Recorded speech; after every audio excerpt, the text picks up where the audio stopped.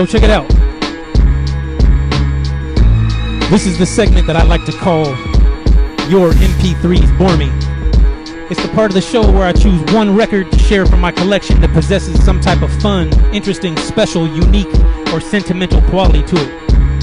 It's kind of like a show and tell for fans of hip-hop and vinyl culture.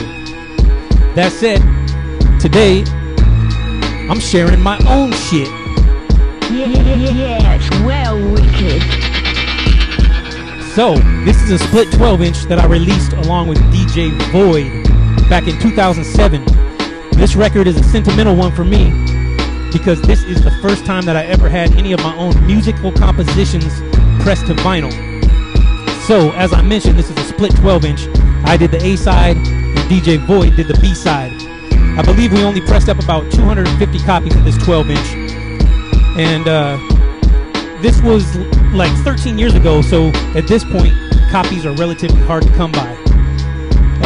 In fact, I looked on Discogs last night, and there was like 2 copies available for about $45, $50.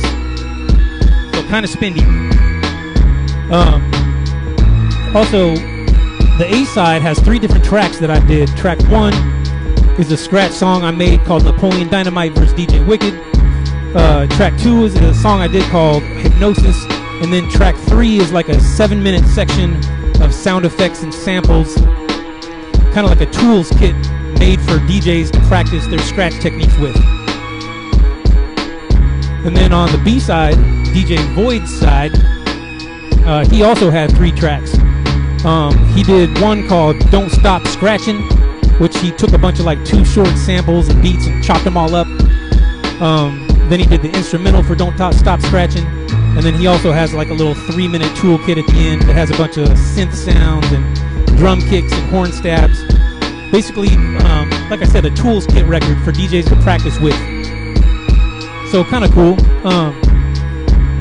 It's hard to believe that this thing is already 13 years old too. Time flies.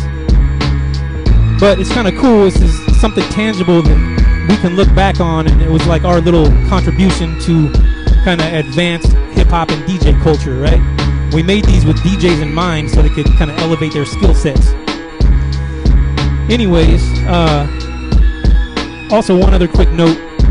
When this came out back in 07, we couldn't afford all the extra costs that it took to do a full-color nice jacket.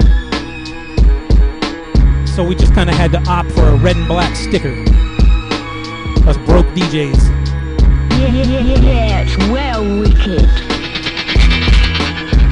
Anyways, nonetheless, this is still kind of a trophy that I like to keep on my wall, and I'm still proud of it to this very day. And it's records like this that make your MP3s bore me.